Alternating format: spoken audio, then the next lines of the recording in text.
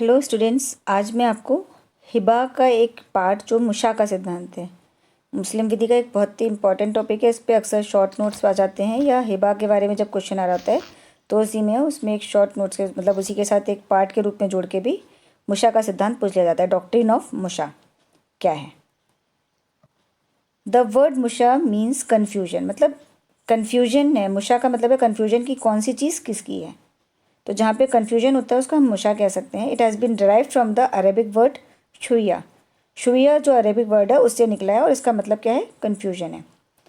Under Islamic law मुशा denotes an undivided share in joint property. जो संयुक्त संपत्ति है उसमें मेरा जो अनडिवाइडेड शेयर है, जिसको मैंने अभी डिवीजन नहीं करवाया है, तो मेरा जो शेयर है उसको हम मुशा कहते हैं। तो मेरा मतलब मुशा प्रॉपर्टी मतलब जहाँ पे कि बहुत सारे शेयरर्स हैं और उन्होंने अपने शेयर को डिवाइड नहीं किया है कि कौन सा स्पेसिफिक शेयर किसका है, तो उसको हम मुशा प्रॉपर्टी कहते हैं। इसलिए जो मतलब साथ में संयुक्त रूप से जिसमें संपत्ति में स्वामित्व होता है वो मुशा संपत्ति कहलाती है। If one of the several owners of such property, मतलब ऐसी प्रॉपर्टी के कई ओनर्स हैं, उनमें से कोई एक ओनर अपनी प्रॉपर्टी का, अपने शेयर का किसी को गिफ्ट कर देता है, हिबा कर देता है, तो ये कन्फ्यूजन होगा कि उस प्रॉपर्टी में से कौन सा हिस्सा उस हिबा ग्रहीता के पास गया है। तो जो भी डोनी है उसको कौन सा हिस्सा मिला ये कैसे पता चलेगा? तो उसी कन्फ्यूजन की वजह से मुशा के सिद्धांत को डेवलप किया गया। इस सिद्धांत को केवल हनफी विधि में मान्य किया गया है और हनफियों ने ही इसको डेवलप किया है इस कन्फ्यूजन को दूर करने के लिए। इसी को डॉक्ट्रिन ऑफ मुशा कहते हैं।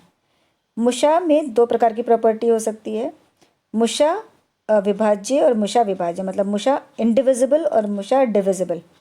मुशा इंडिविजिबल का मतलब क्या है कि मुशा इंडिविजिबल मतलब एक ऐसी प्रॉपर्टी जिसका कि डिवीजन नहीं किया जा सकता, विभाजन संभव नहीं है।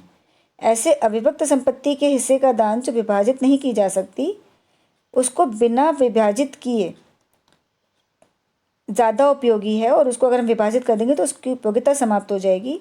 तो ऐसी संपत्ति का दान बिना विभाजित किए भी मान्य माना जाता है और वो पूरा हो जाता है दान। ऐसी संपत्ति का विभाजन करवा के एक स्पेसिफिक वो देना और उसका वास्तविक परिधान करना कि मतलब लो आज से तुम्हारा हो गया और उसको वास्तविक रूप से कब्जा देना आवश्यक नहीं है, उसका आन्वयिक कब्जा भी पर्याप्त माना जाता है। तो जो मुशा अविभाज्य उसके उदाहरण जैसे हम कह सकते हैं कि स्टेयर्स हैं, कहीं पे एक ही सीढ़ी है पूरे घर में। अब उस सीढ़ी को अगर हम बीच में से काट देंगे, वो 2 फीट चौड़ी है, वो 1-1 फीट चौड़ी सीढ़ी में कोई कैसे चढ़ेगा? वो तो खत्म हो जाएगी, उस सीढ़ी का कोई उपयोगिता नहीं रह जाएगी। तो वो जो मुशा अविभाज्य संपत्ति है उसको बिना विभाजन करे भी हम उसका यूज़ कर सकते हैं, तो वैलिड रहेगा। मुशा विभाज्य संपत्ति क्या होती है?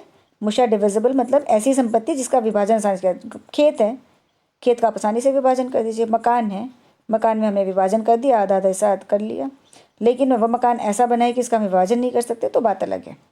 वरना जितनी संपत्ति का विभाजन हो सकता है वो संपत्तियों का हम विभाजन करके उसका एक स्पेसिफिक शेयर ही हम किसी व्यक्ति को दे सकते हैं। तो मुशा डिविजिबल यानी मुशा विभाज्य संपत्ति ऐसी है जिसका विभाजन हम कर सकते हैं। इससे संपत्ति का मूल्य भी नहीं गिरेगा और उसकी प्रकृति भी नहीं बदलेगी, उसकी प्रकृति पे कोई प्रभाव नहीं पड़ेगा। तो ऐसी जो विभाज्य मुशा संपत्ति होती है उसमें मुशा का सिद्धांत लागू हो जाता है और ऐसी संपत्ति का तभी मान्य होता है अगर हम हिबा कर रहे हैं कि जबकि उसके निर्दिष्ट हिस्से को हिबा किया जाए, डिवीजन करवाइए, फिर कहिए मैं अपने इस हिस्से को उसको हिबा कर रहा हूँ और उसका वास्तविक कब्जा जब दिया जाता है तभी वो हिबा पूरा हुआ माना जाता है। लेकिन इसमें एक चीज़ ये है कि विभाजन के बिना भी अगर ऐसी संपत्ति का वास्तविक प्रदान किए बिना भी अगर हिबा कर दिया जाता है तो वो केवल अनियमित है, शून्य नहीं है। जैसे ही हमने उस संपत्ति को विभाजित करवाया और वो संपत्ति का हमने उसको कब्जा दिया तो वो हिबा हमारा उसी दिन से मान्य हो जाएगा जिस दिन हमने वास्तविक रूप से उसको हिबा कर दिया था। और ये नहीं कि आज की डेट में हमें दोबारा से हिबा की पूरी घोषणा करनी पड़ेगी। वो विवाह की घोषणा हमारी पर्याप्त है और उसकी जो एक्सेप्टेंस हुई थी वो भी हो गई। केवल हम इसमें से विभाजन करके हम उसको दे देंगे तो वो हमारा अनियमित से नियमित हिबा में परिवर्तित हो जाएगा।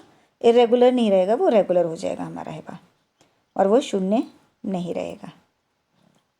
शिया विधि में मुशा के सिद्धांत लागू नहीं होता, इसलिए वहाँ पे प्रॉपर्टी चाहे डिविजिबल हो चाहे इनडिविजिबल हो, मतलब विभाज्य हो या ना विभाज्य हो, दोनों ही संपत्तियों का जो है बिना विभाजन के किया गया है वह पूरी तरह से मान्य होता है और उसको कोई शून्य नहीं होता है, ना इरेगुलर होता है। वो पूरी वहाँ पे इरेगुलर का कॉन्सेप्ट ही नहीं है।